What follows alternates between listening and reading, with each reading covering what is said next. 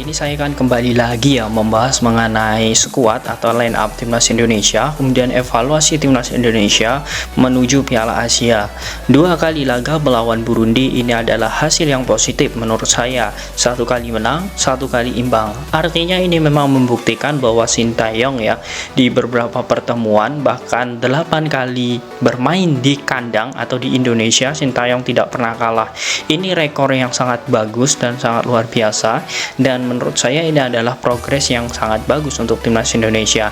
Namun tentu walaupun seberapapun bagusnya, ada titik-titik lemah yang harus dievaluasi oleh Sintayong. Nah, mungkin kali ini saya akan membahas lebih detail mengenai evaluasi tersebut dan juga bagaimana cara timnas Indonesia agar bisa meningkatkan ya dari hasil evaluasi ini untuk menuju Piala Asia nanti.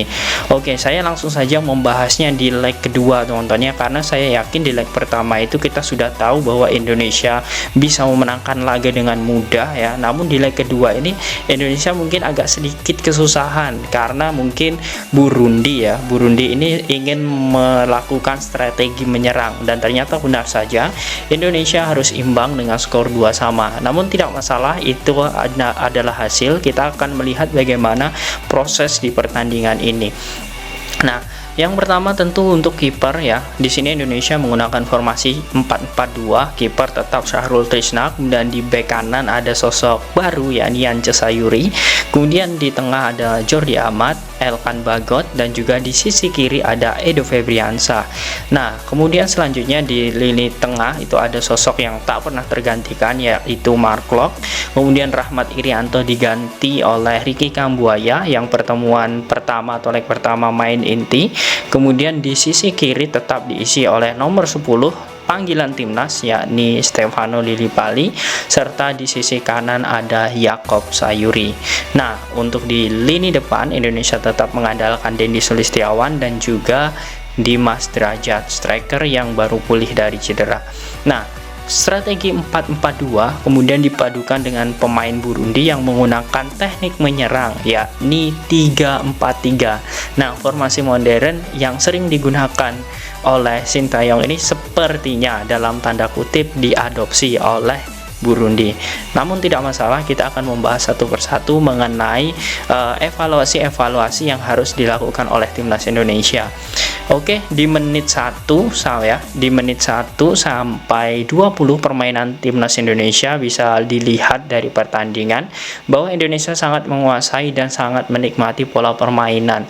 Walaupun di menit 10 kita tahu Burundi menciptakan peluang berbahaya. Di sini ada sosok Elkan Bagot dan juga Jordi Amat. Nah, di sini saya akan memberikan A+ terlebih dahulu terhadap sosok Jordi Amat. Nah, di sini mungkin kita bisa melihat di taktikal ya. Nah, di sini saya akan menampilkan tactical board. Oke, sebentar. Nah, untuk tactical board di sini saya akan memberikan gambaran mengenai permainan timnas Indonesia di babak pertama. Nah, di sini ada sosok Jordi Amat dan juga Elkan Bagot.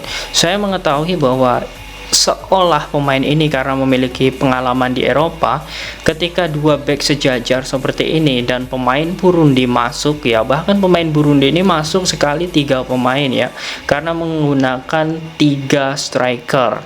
Nah, di sini yang luar biasa menurut saya ketika Elkan Bagot berani naik ya, artinya naik untuk menghadang musuh. Di sini Jordi Amat tinggal dan menjadi bek gantung.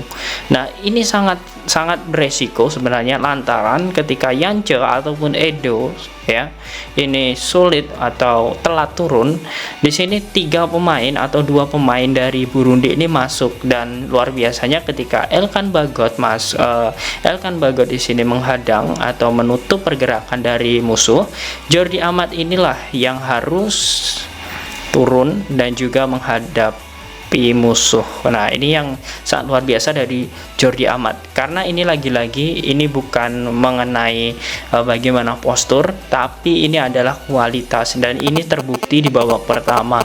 Dan ternyata dengan formasi seperti ini ketika timnas Indonesia melakukan back gantung ya, nah seperti ini back gantung antara Jordi Amat dan Elkan Bagot, ini tersisa 3 back ya, Edo, Jordi dan juga Yance, sedangkan Elkan Bagot ikut menyerang atau membantu di lini pertengahan timnas. Nah, ini terbukti manjur dan ini akan menjadi nilai plus nantinya untuk Piala Asia. Nah, namun untuk sosok Yance terkadang masih telat turun. Oke, tidak masalah karena mungkin Yance juga masih penyesuaian atau adaptasi bersama timnas Indonesia.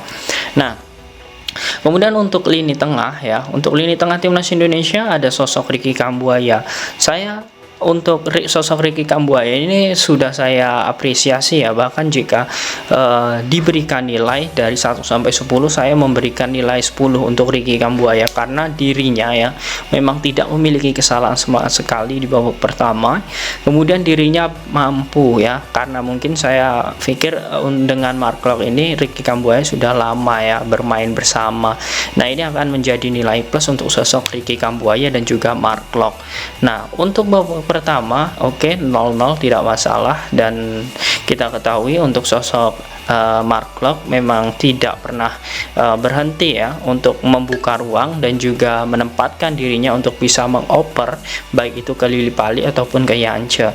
Nah, namun ya karena mungkin Indonesia ya untuk di babak pertama itu tidak terlalu banyak ditekan, tetapi ketika ditekan penyerang dari Burundi ini juga sangat berbahaya. Itu untuk di babak pertama. Nah, untuk di babak kedua di sini Sintayong ya, ini Sintayong ini memasukkan beberapa nama. Nah, ada seperti Witan Sulaiman yang menggantikan Dimas Derajat ya. Kemudian ada lagi sosok yang lain ya di sini. Oke, ada Rico Simanjuntak yang menggantikan Yakob Rico. Nah, kemudian di sini Asnawi yang menggantikan Arhan.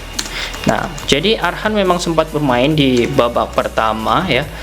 Namun kita ketahui mungkin Arhan terlihat sekali ketika berlari agak memegang kaki, sepertinya Arhan memang cedera. Namun kita doakan saja semoga Arhan cepat sembuh, teman-teman. Nah, di sini formasi tetap 4-4-2. Namun di sini Indonesia ya karena menggunakan formasi 4-4-2 digunakanlah bagaimana ball possession dan juga long ball. Namun di 45 ya, 46 sampai 55 Indonesia belajar untuk melihat situasi dengan bermain long ball atau bola-bola panjang. Namun itu tidak efektif sama sekali, dan akhirnya dengan masuknya Rico kemudian Witan Sulaiman ini memang digunakan Sintayong, tidak lagi mengandalkan bagaimana bola-bola udara, karena kita tahu bahwa postur dari timnas Indonesia ketika Witan masuk kemudian Rico masuk itu hanya meninggalkan sosok Dendi Sulistiawan saja yang memiliki postur tinggi. Nah, dari sinilah memang timnas Indonesia terlihat bagaimana one on one ya ataupun bola-bola pendek 1 lawan 1 itu terbukti, dan benar saja di sini Yance dan juga Asnawi tukar posisi. Oke. Yance dan Asnawi ini tukar posisi. Nah, Asnawi di sisi kanan, kemudian di sini ada sosok Rico ya. Nah, Asnawi di posisi kanan, dia pun karena kebiasaan Asnawi ya, dia pun berhasil untuk selalu menyisir di sini. Oke, kemudian dibantu Mark Klok maju, kemudian Dendi Sulistiawan maju, dan Witan pun ya karena mempunyai kecepatan dia berhasil maju di sini. Oke, kemudian di sini dari Burundi juga ikut mundur, dan Asnawi mampu masuk sehingga mampu untuk mengoper ke Witan Sulaiman. Nah, ini adalah hal yang bagus ya, karena apa? Saya berpikirnya bahwa sosok Witan Sulaiman ini sempat diragukan ya, sempat diragukan dalam artian memang kondisinya bersama klub di Persija Jakarta dalam 6 kali pertandingan bersama Persija, Witan memang tidak mencetak gol, bahkan Witan hanya turun sebagai pemain pengganti. Namun di timnas ya, yang sebelumnya netizen banyak mengatakan Witan sedang on atau off performa, sedang turun performnya, dengan gaya yang dimainkan oleh Sintayong ini memang membuktikan ya bahwa Sintayong itu bukan memilih materi pemain berdasarkan performa di klub, tetapi memang yang sudah menjadi taktik selama di timnas itu yang dipilih Sintayong. Jadi clear ya masalah perdebatan Egy kemarin kenapa dicoret kemudian digantikan Marcelino, digantikan Lily Pali, clear sekali bahwa ini bukan masalah performa naik turunnya di klub, tetapi memang menjadi taktik prinsip dari Sintayong. Nah, kemudian selanjutnya saya memberikan A+ di babak kedua ya, karena Indonesia harus ketinggalan 2-1 ya. Dan memang ketinggalan 2-1 ini bahkan supporter pun ya, kita pun yang melihat pertandingan tadi malam, saya berpikir pun Indonesia akan kalah dengan skor 2-1. Namun lagi-lagi menit belum habis, waktu belum habis, dan kita alhamdulillah memiliki pemain kelas Eropa bahkan kelas dunia, yakni Jordi Amat. Nah, dengan ketenangan Mark Klok ya, Mark Klok ini memang pernah bermain di Eropa ya, bersama Dundee City dan juga beberapa klub Liga Inggris. Jadi kemudian di sini Jordi Amat ini juga memiliki postur tubuh yang tinggi serta Elkan Bagot. Nah, ketika bola-bola mati, Elkan dan juga Jordi ini selalu maju ke depan. Dan alhamdulillah ketika ada bola mati dengan umpan yang sangat luar biasa dari Mark Klok ini berhasil diselesaikan oleh Jordi Amat di menit 94, artinya 1 menit lagi pertandingan usai. Nah, ini menjadi hal bagus lagi-lagi karena Jordi Amat mampu menunjukkan kelasnya.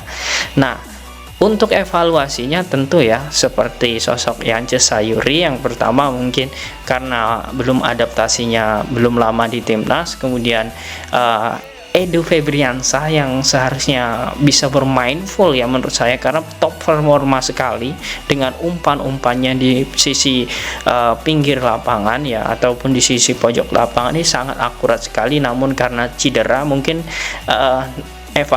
evaluasi untuk Edo ini karena nantinya akan ada sosok Shane Patinama, ini kita akan sedikit lega.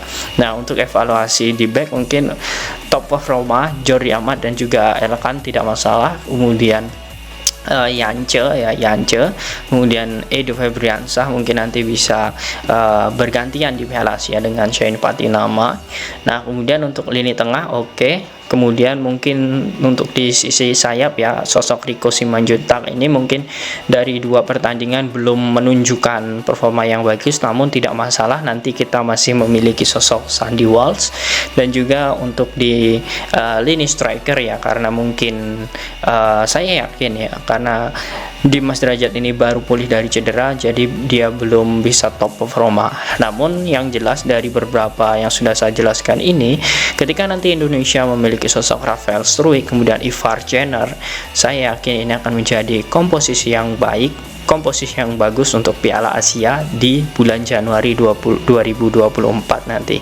Nah, bagaimana teman-teman jika nantinya timnas Indonesia diperkuat dengan full pemain-pemain keturunan?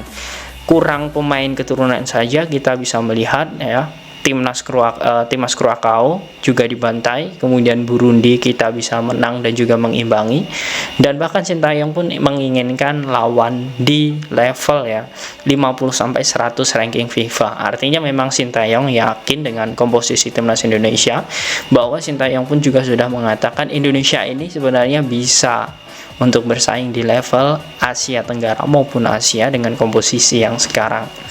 Nah, bagaimana menurut kalian? Apakah ada evaluasi lagi? Silahkan kalian tulis di kolom komentar.